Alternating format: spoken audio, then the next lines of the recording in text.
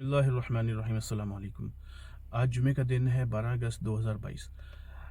بہت ہی اہم خبر new York Times, Daily Mail اور دوسرے میڈیا ہاؤسز نے آج خبر شائع کی ہے کہ سلمان رشدی ملعون، جس نے نبی صلی اللہ علیہ وآلہ وسلم کی حرمت کے اوپر ایک گھناؤنا عمل کیا تھا، جس کی وجہ سے پوری دنیا کے مسلمانوں نے اس کے اوپر پروٹیسٹ کیا تھا، تو آج صبح جمعے کے دن ایک لٹریری ایونٹ تھا، کانفرنس میں وہ مدعو تھا اور اپنا انٹرویو دینے کے لیے اسٹیج کی طرف جا رہا تھا۔ پیچھے سے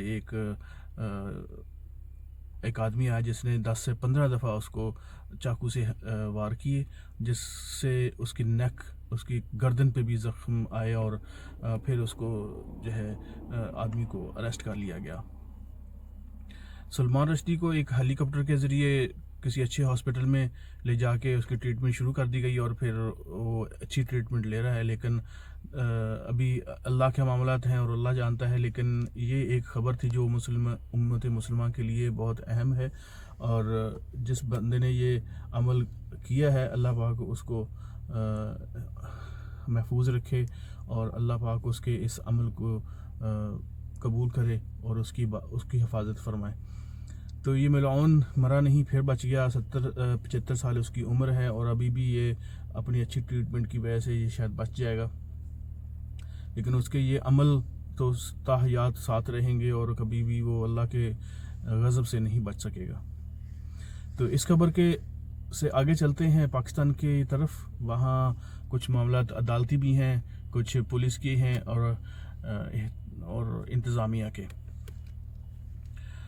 اس میں کل کی ایک خبر پاکستان میں گھوم رہی ہے کہ ایک بچی کو بھی اپنے ماں باپ کے ساتھ جیل میں دھکیل دیا گیا، جو 10 ماہ کی ایک بچی تھی۔ ادھر دیکھیں تو کسی کا دل نہیں پسیجا، کسی کے دل میں نرمی نہیں آئی، کسی کے لیے اولاد کے لیے اس کے چلانے پہ، اس کے رونے پہ، چیخنے پہ کسی کا دل موم نہیں ہوا۔ وہاں پہ مجسٹریٹ کو بھی یہ احساس نہیں ہوا، نہ پولیس کو احساس ہوا، نہ کسی حکومتی ادارے کو، یا جو حکومت کے لوگ ہیں، کسی وزیر کو، کسی کو بھی اس کا جو ہے ادراک نہیں ہوا، اور ان لوگوں نے پروٹیسٹ نہیں کیا کہ یہ غلط ہے۔ آج دیکھیں تو کسی اخبار نے، کسی میڈیا ہاؤس نے اس بچی کا ذکر تک نہیں کیا، تو یہ بے شرمی کی بات ہے پاکستان کی میڈیا کی اور باقی اداروں کی۔ جس کی بھی بات کریں تو بڑی گھٹیا سا عمل ہے کہ ایک خاتون اور اس کے خامند اور اس کی 10 ماہ کی بچی کو ایک ناکردہ جرم میں پھنسانے کی کوشش کی گئی، اور بے شرمی سے ابھی میں ایک ٹویٹ دیکھ رہا تھا اسلام آباد پولیس کا کہ ان کو میاں بیوی درکار ہیں اور ان سے فون حاصل کرنا ہے۔ تو اسلام آباد پولیس کا یہ ٹویٹ ان کو شرم ہی نہیں دلاتا کہ وہ کس جرم میں اس کو پکڑ کے الٹا ٹویٹ بھی کر رہے ہیں کہ ہمیں ان کی ضرورت ہے اور ان کو پکڑنا ہے۔ تو یہ بے بنیاد مقدمات کا اندراج اور پھر اس کے اوپر سزائیں اور گھٹیا انداز سے چھوٹے چھوٹے بچوں کو بھی جیل میں داخل کرنا، اس سے کیا حاصل ہوگا؟ یہ جھوٹے پرچے کا اندراج کر کے اور پھر اس کو بلا وجہ سزائیں دینا، یہ بہت سارے معاملات کو جنم دے رہا ہے جو آنے والے وقت میں انہی لوگوں کے اوپر گردن میں پڑ جائے گا اور پھر یہ لوگ بچ نہیں سکیں گے۔ اور گرفتار کرنے کے بعد جیسے بھی سلوک کیا جاتا ہے آپ کے سامنے ہے، صحافیوں کے ساتھ کیا ہوا، پھر سیاستدانوں کے ساتھ بھی کیا ہو رہا ہے۔ شہباز گل کے ساتھ یہ 1 یا 2 دفعہ یا 3 دفعہ کا اٹیک ہو چکا ہے قسم کا، اس کی گاڑی کو ٹکر مار کے اس کو مارنے کی کوشش کی، پھر اس کو مظفر گڑھ کے تھانے میں اریسٹ کیا گیا، پھر اس کے بعد اسلام آباد پولیس نے اریسٹ کر لیا۔ تو ایسی صورتحال جو ہے وہ تجربہ بتا رہی ہے پاکستانی قوم کو کہ کل کو ان لوگوں کے ساتھ کیا سلوک کرنا ہے۔ دیکھیں، یہ ابھی طاقت کے نشے میں اتنے ان کو کوئی سوجھ بوجھ نہیں کہ یہ طاقت کبھی بھی اللہ تعالیٰ چھین سکتا ہے، اور اس کے بعد پھر ان کا کیا ہوگا۔ کبھی دیکھیں راجہ داہر کے اوپر محمد بن قاسم کو اللہ تعالیٰ نے بھیجا، ان کو کبھی بھی نہیں یہ احساس ہوا تھا کہ ہماری طاقت چھن جائے گی۔ طاقت چھننے میں کوئی دیر نہیں لگتی، اور اللہ کا جب پکڑ آتی ہے تو فوراً یہ سارا اونچ سے نیچ ہو جاتی ہے۔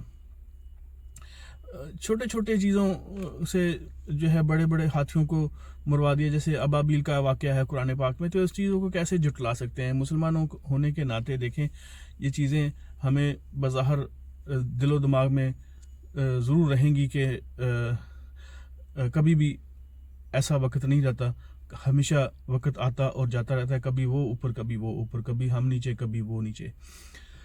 تو خدا نہ خواستہ ایسا کوئی برا عمل ہو آنے والے وقت میں, لیکن ان طاقتور لوگوں کو ہوش کے ناخن لینے چاہیے اور اس طرح کے گھنونے جرم کرنے سے باز رہنا چاہیے تاکہ آنے والے وقت میں ان کے ساتھ ایسا سلوک نہ روا رکھا جا سکے. تو میری خصوصاً کچھ نامور شخصیات سے اپیل ہے جس میں پاکستان فوج کی مینجمنٹ کے لوگ ہیں یا عدلیہ کی مینجمنٹ کے لوگ ہیں, ان لوگوں کو ان چیزوں کا کم از کم نوٹس لینا چاہیے اور ان کا کم از کم ادراک کرنا چاہیے کہ یہ چیزیں نہ ہوں. اور بلا وجہ بے قصور لوگوں کے ساتھ یہ عمل ہو رہا ہے جیسے صحافیوں کے ساتھ ہوا, اور یہ سب کو قوم کو پتہ ہے کہ ملک دشمن کون ہے اور محب وطن کون ہے. تو آنکھوں میں دھول جھونکنے سے کیا خیال ہے کہ یہ چیزیں مٹ جائیں گی؟ نہیں مٹیں گی, کبھی بھی نہیں مٹ سکیں گی. طاقت کے استعمال کرنے سے کبھی بھی قوم نہیں دب سکتی, اور آخری وقت تک سانس تک ہر انسان جو ہے اپنا دفاع کرتا ہے. جو ہماری پاکستان کی قوم ایسی قوم نہیں ہے, وہ دلیر قوم ہے اور دلیری کے ساتھ ہر معاملے کے حل کے لیے کوشاں رہے گی. تو اس لیے اپنے اوچھے ہتھ کنڈوں کو ختم کیا جائے, چاہے وہ لوگ آرمی میں ہیں, چاہے وہ لوگ عدلیہ میں ہیں, چاہے وہ لوگ پولیس میں ہیں, چاہے وہ حکومت میں ہیں, چاہے وہ انتظامیہ میں ہیں. اور اس کے علاوہ صحافتی اداروں میں بھی چھپے ہوئے کچھ بھیڑیے, ان کو بھی میرے خیال میں سمجھ بوجھ اتنی ہونی چاہیے کہ ان کے ساتھ کیا رویہ ہوگا جب کبھی یہ طاقت الٹ جائے گی, یہ برج الٹ جائیں گے تو پھر ان کے ساتھ کیا ہوگا. تو اسی لیے آپ جو ہے ان چیزوں کو سمجھ لیجئے اور پھر آنے والے طوفان سے بچنے کی کوشش کیجئے. یہ طوفان بہت برا ہوگا. جیسے آپ لوگ ابھی ظلم کے پہاڑ توڑ رہے ہیں, پھر اس سے زیادہ ہوگا. تو قوم کو اس طرف نہ لے کے جائیے. جب آپ لوگ ایسا برتاؤ کریں گے تو پھر کبھی بھی آپ لوگ نہیں بچ سکیں گے. تو میری بات اتنی ہی ہے. آپ ناظرین سے میری گزارش ہے کہ ان حکمرانوں کو, ان ذمہ داروں کو اپنی آواز کے ذریعے ضرور انفارم کیجئے, ضرور مطلع کیجئے کہ یہ لوگ اپنے ہیلے بہانوں سے, غلط کارروائیوں سے باز رہیں اور اپنا ملک کا نظم و نسق اچھے طریقے سے چلایا جائے. تو آج کے لیے اجازت, کل پھر ملیں گے نئی ویڈیو کے ساتھ. اپنا خیال رکھیے گا, اس چینل کا بھی خیال رکھیے گا, اور میری طرف سے السلام علیکم.